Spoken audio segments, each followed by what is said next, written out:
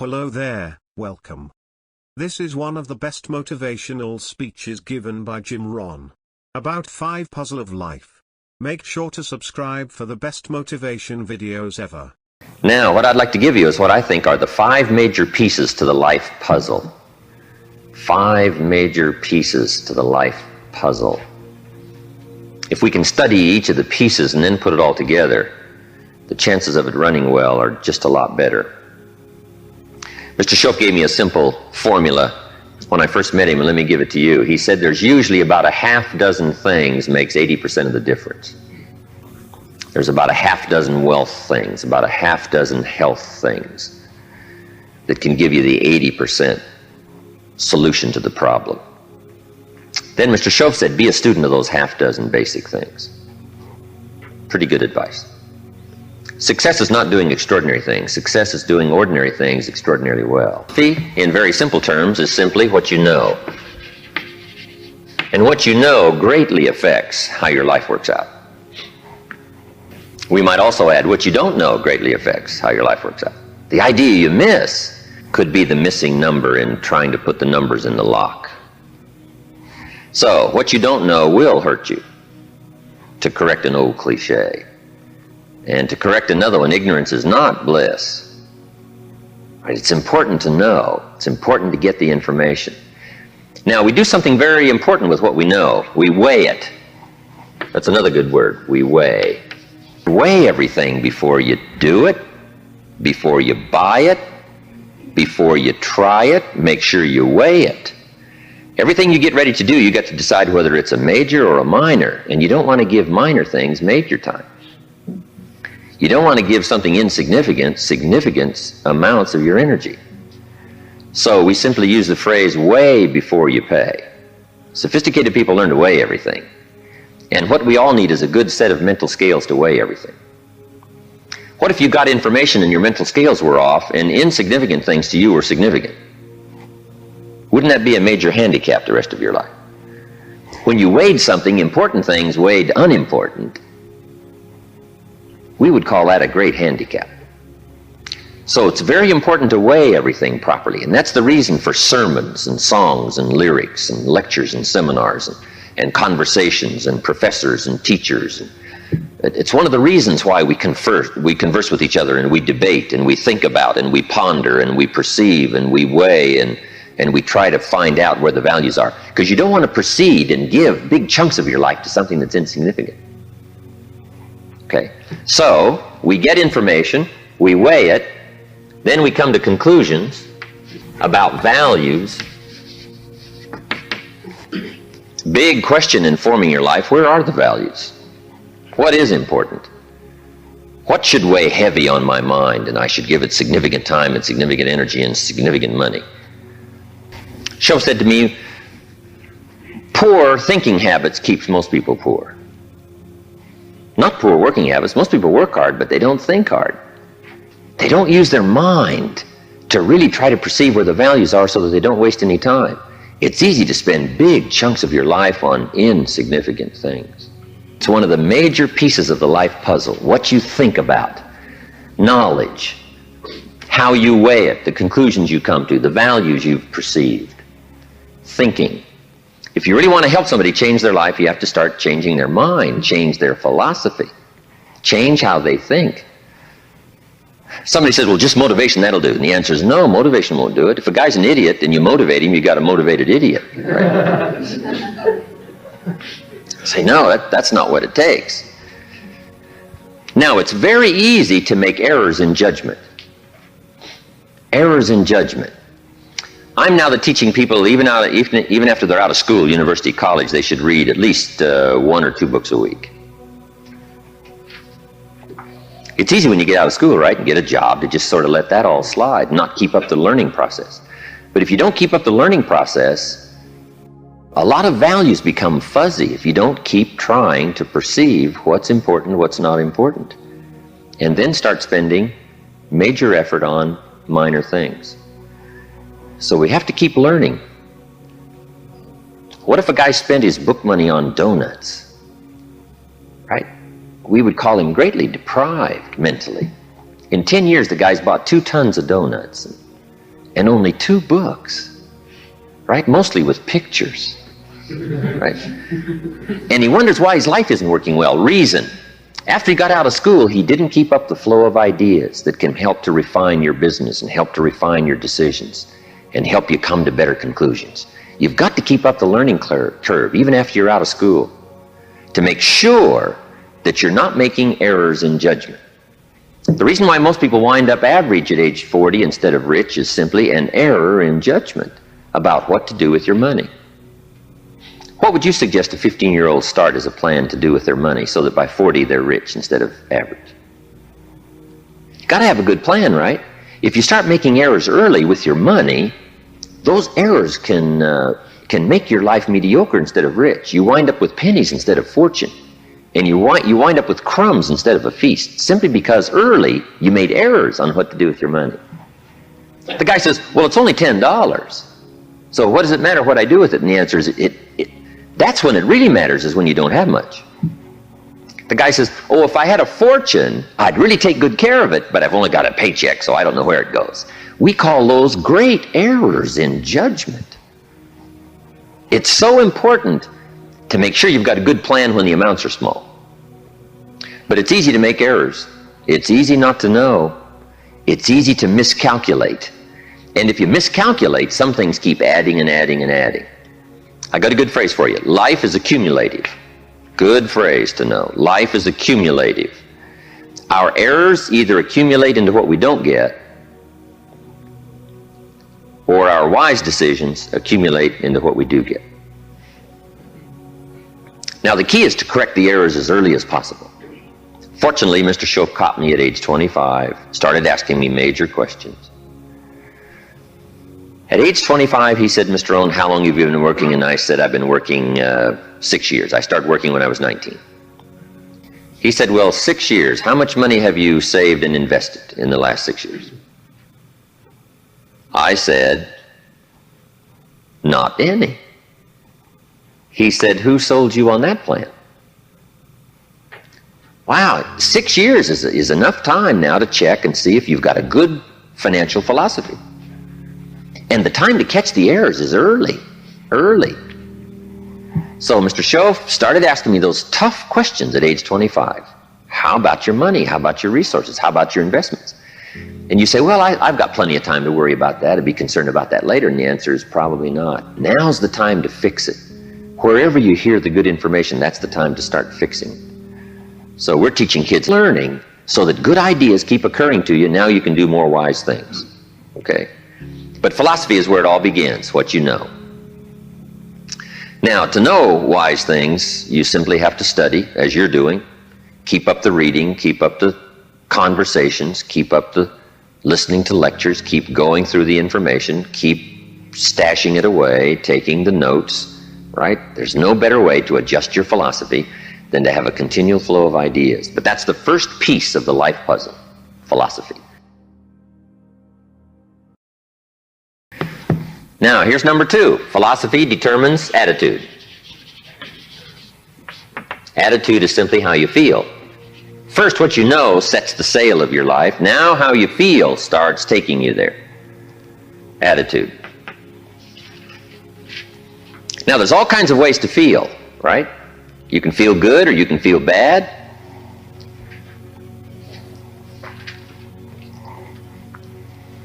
Here's one attitude. If this is all they pay, I'm not coming early and I'm not staying late on the job. That's an attitude, right? If this is all they pay, I don't come early and I don't stay late.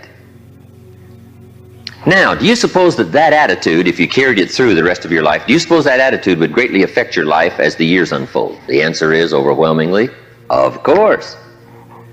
Here's another attitude. No matter what they pay, I always come early and I always stay late to invest in my own future. Isn't that fascinating? Attitude is by choice. You can either choose to come early or you can choose to come late. You can either choose to leave early or you can choose to stay late. Attitude's a matter of choice. Now, to make wise choice, we need educated attitudes. Emotions must go to school to learn where the values are. Okay? Good phrase. Emotions must go to school. When kids are young, right? A 3-year-old, falls on the floor and kicks his feet and screams. We say, well, that's okay when you're 3, but it isn't okay when you're 30. Right? As a little kid, right, you can retaliate and punch somebody out, but when you're 23, we say, no, you got to learn now to take that emotion and send it to school and find out where the values are. It's okay to feel strong, but you've got to learn to restrain yourself in a society if you want life to go well for you. So attitudes now become a matter of educated choice. Educated choice. But how we feel is going to greatly determine how our life works out. Now, it's how you feel about a variety of things. Let me give you that list. Number 1, it's how you feel about the past. Now, when you're young, you haven't got that much past to feel about, but I'm sure you've had some ups and downs. You've had some wins and losses. So part of our attitude is based on how we feel about the past. Some people are still carrying the burdens of the past. They're affected by some difficulties, some losses, whatever. They're carrying it around like a burden. Instead of using the past as a school, they're using it as a threat to their life. So part of it is solving the attitude about the past, how you feel about it. Number 2, it's how you feel about the future. Facing the future, very important, key part of our life. Now, there's 2 ways to face the future. Here they are. 1, anticipation. That's one way to face the future, anticipation. Here's the other way, apprehension. Now, most people face the future with apprehension, primarily because they bought somebody else's view. They don't have their own future well designed. So in the absence of having your own future well designed, you have a tendency to be persuaded to buy somebody else's future. Here's what's going to happen, here's what's going to happen. Boy, it's easy to let your days be clouded by all of that.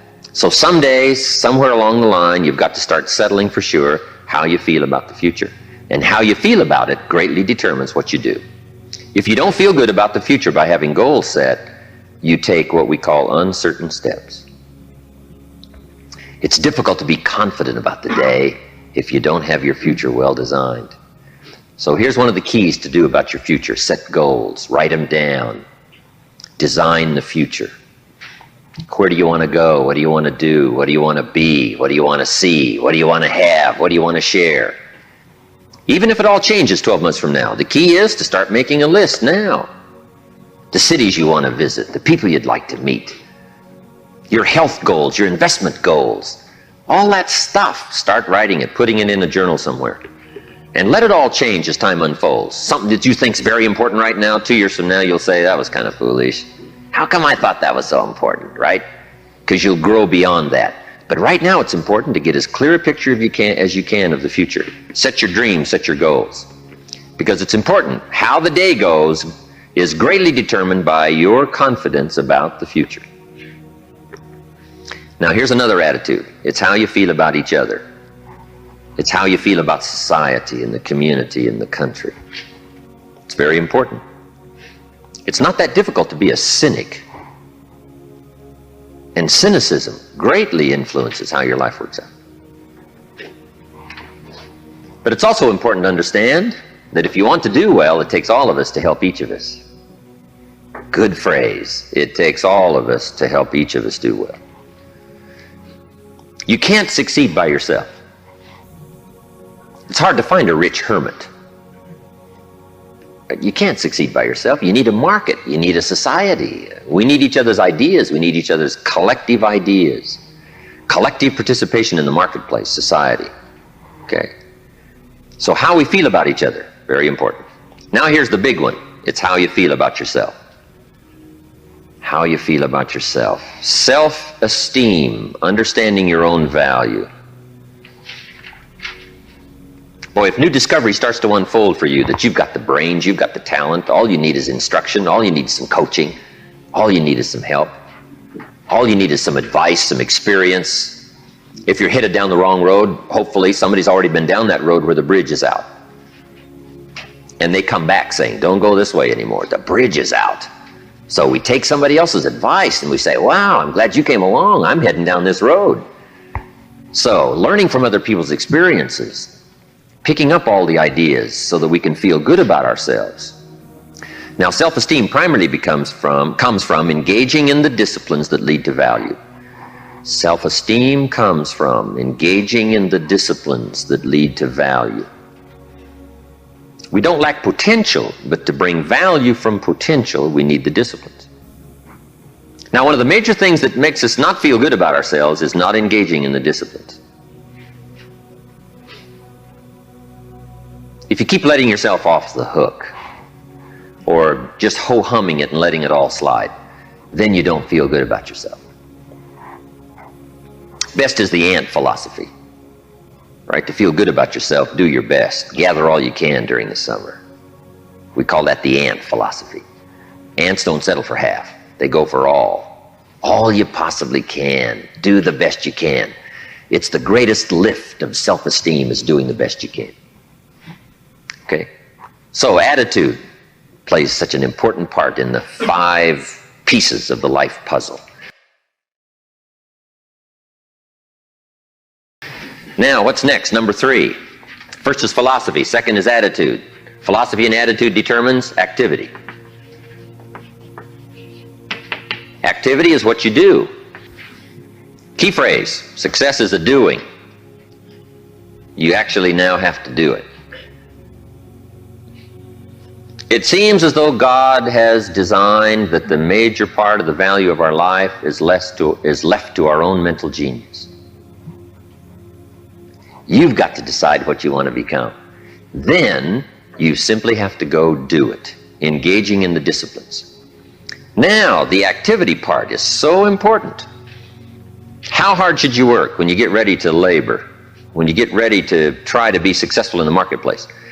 How many days should you spend? How hard should you work? Well, let me give you an Old Testament phrase to consider. It says, 6 days activity, 1 day rest. Now that's called a philosophy on activity. Right? What should be the ratio of rest to activity? Old Testament suggests 6:1. Now I know that goes back a long ways. Some people said, no, 6:1's old-fashioned. 5:2 is better. Well, you got to take a look at 5:2 and see if it's okay. You don't just want to buy somebody's philosophy without seeing if it leads to fortune, and if it leads to unique things, wonderful, it's probably good. But you have to check out if 5:2 is okay. Would 4:3 be better? I don't know. You got to check everything. I do know this, good phrase, don't rest too long. What you can do with the seasons and the soil and the seed, see what you can do with your brain, see what you can do with your talent and your gifts and your skills. That's what life's all about, see what you can do. Now, we need rest, but you must make rest a necessity, not an objective. If you make it an objective, you start falling into what we call the average syndrome, right? People who live mediocre lives are always looking forward to getting off. Successful people are always looking forward to getting on. Successful people don't want off, they want on. They want to get on with the job. They rest only enough to gather strength. So consider that in your argument, in your debate on how hard should you work. Let me give you another Bible philosophy. My parents made sure I was a pretty good scholar by the time I was 18. And I'm an amateur on the Bible. But here's another good philosophy. Whatever your hands currently find to do, do it with all your might. Whatever you're doing, do it with all your might. We call that philosophy on activity. How hard should you work? As hard as you can in the time allotted to labor. In leadership, management lectures we teach, when you work, work. When you play, play. Don't play at work. And don't work at play. Right? Make best use of your time. When you're working, pour it on. And when you're playing, have a good time. But don't play at work. Okay? So, activity, very important piece in this whole life puzzle in working. So, you've got to test how hard you can work. Part of it is physical, your own physical limitation. Some people can take 14 hours, no problem. Some people 10 stretches pretty much their physical limitation. So everybody has to sort of decide how hard you can work, how much time you can put in. When you come to university, right, you got to sort of Find out how much workload you can handle, how many classes can you go through, how much can you unravel, how many study hours do you need, how much effort have you got, when are you going to run out of gas, right? And you need to replenish the supply. So we all have to study our own activity habits. But let me give you what I think is the best philosophy. It is simply do the best you can. In activity, we call it doing your best. A man asked me one time, he said, I'm making about $50,000 a year, isn't that enough? What would you tell somebody? A businessman said to me. He said, my kids aren't starving, and he said, I got my bills paid, and he said, we're doing pretty good, and I'm making about $50,000 a year, isn't that enough? He asked me. What do you suppose I told him? I said, yes, it's enough if it's the best you can do. We don't call an amount enough. We call your best enough. I said, if you're capable of making $500,000 a year and you make $50,000 a year, we call you loser. And we don't call you loser because of the difference between $50,000 and $500,000. We call you loser because you're not doing your best. If you do your best and you make $10,000 a year, that's enough. If you do your best and you make $1 million a year, that's enough. Enough is not the difference between 10,000 and 1,000,000. Enough is simply doing the best you can. So that's the key to the good life. When the day is finished, if you say, did I do my best? And if I'm not doing my best, why not? Have I got some errors in my philosophy that says, hey, half effort's okay, just slide by, ho-hum it, cross your fingers and everything will work out, hopefully. Say, no, I don't want to take those kind of chances. I don't want to drift. Okay? So activity. Just put a big question mark on activity and say, here's a major piece of life to keep checking. Make sure I'm doing my best. That's all I require, my best. A group of psychiatrists asked me to come and lecture for them in Los Angeles one time, which I thought was interesting, since I only went to 1 year of college. And then in the middle of my lecture, I had the audacity to say, ladies and gentlemen, let me tell you what I think most messes with the mind. They said, what do you think most messes with the mind? I said, I think what most messes with the mind is simply doing less than you can. It sets up all kinds of psychic problems, doing less than you can. Guess when you really feel good about yourself? When you've done the best you can. You don't even have to win the full prize if you do the best you can. We call that the ultimate winning, doing the best you can. Wow, there's nothing like the soaring self-confidence that comes from putting out what we call full effort. In whatever you do, it's called full effort. Philosophy, activity, attitude leads to number 4, results. And that's what life is all about, putting the first 3 together. Good philosophy, attitude, high activity to get the ultimate called result. If you and I agree to do something, 5 minutes later I'm asking you, how are you doing? You say, I haven't left the building yet. You can't ask in 5 minutes. 5 minutes is too soon. That's unreasonable. Now, if I don't ask you for 5 years, we call that too late. You can't wait 5 years, and you can't go 5 minutes, right? We all have to learn what is reasonable time to expect somebody to make progress, to grow, to change, to develop. So all of us have to learn, especially if you're going to become leaders, entrepreneurs, if you're going to have management responsibilities and work with people, you got to understand what is reasonable time. We don't want to be unreasonable with time.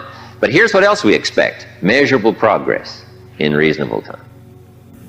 How many years should the child spend in 4th grade? Approximately.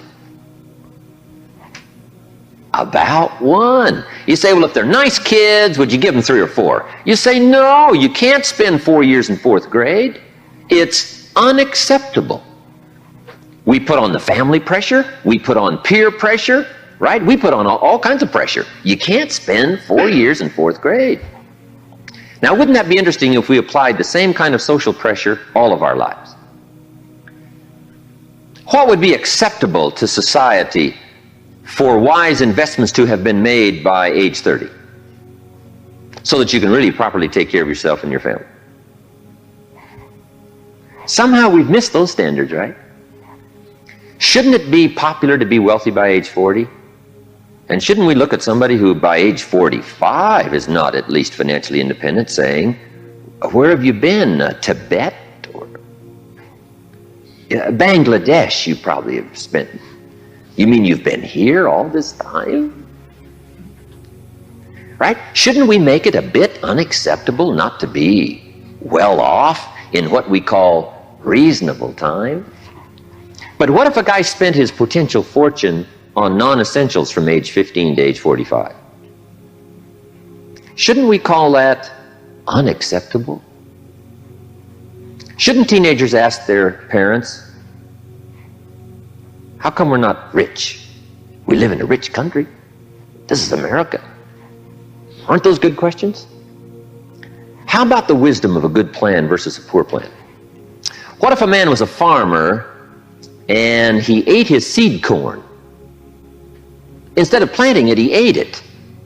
Wouldn't we make arrangements to go get his children? And say, the kids aren't safe. The man's insane. He eats his seed corn. He doesn't plant it. Wow. I just offer that as kind of an interesting question. If we make such pressure demands for fourth grade, why shouldn't we make those same pressure demands for the rest of life? Interesting question, right? Good debatable question. Now, part of it is society eases back on us as far as ongoing demand of results. But here's what I'd ask you to do. Make the demands on yourself. I'm asking you not to let yourself off the hook. Society will let you get by with far less than you want to be. When you get out of university, how many books will the community demand that you read every month? Approximately. About none. So if you're going to do the extra reading, guess what? You've got to develop that philosophy and put that pressure on yourself. But what I'm asking you to do is take a good look at results. Now, another reason why we look at results at age 25, results at age 30 on a wide variety of things, health and wealth and culture and sophistication and lifestyle and uniqueness. We keep checking all those results. Here's why. To see if there's any errors in activity.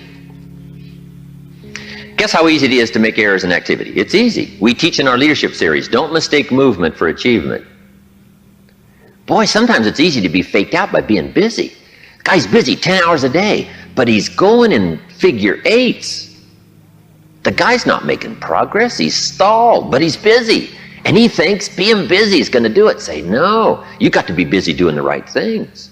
So maybe you need activity fixed. Maybe you need attitude fixed. Who knows? The guy who says, since they don't pay well, I come late and leave early. We say, John, that's going to affect you all your life. And you've probably got the results to show it.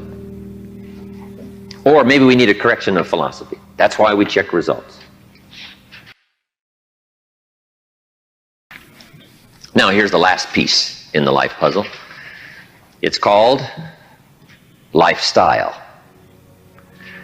Lifestyle is simply how you choose to live. We call lifestyle the genius of living well. Now, here's what's exciting about lifestyle as a subject of one of the major pieces of the life puzzle. All of us can choose, especially in this country, all of us can choose how we wish to live.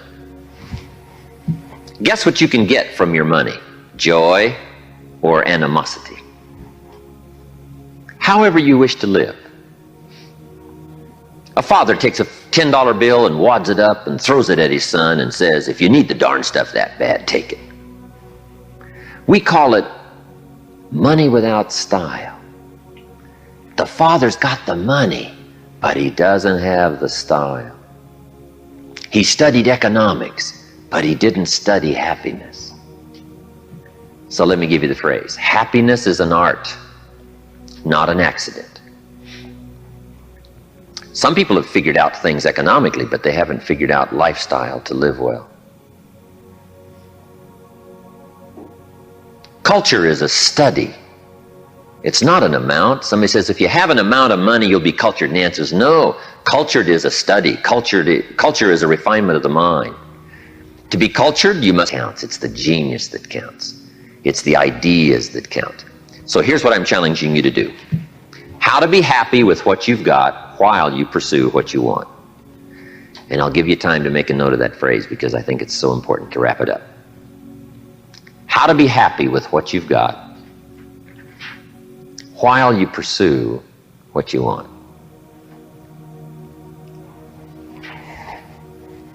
So I would challenge you in the last piece of the life puzzle, find ways to live uniquely. Now, if you look at your life on all these 5 pieces, this is why I'm asking you to just go back through and review these notes. How am I doing on philosophy?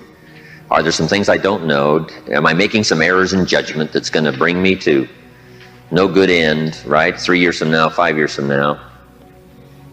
Key phrase, 10 years from now you will arrive. The question is where?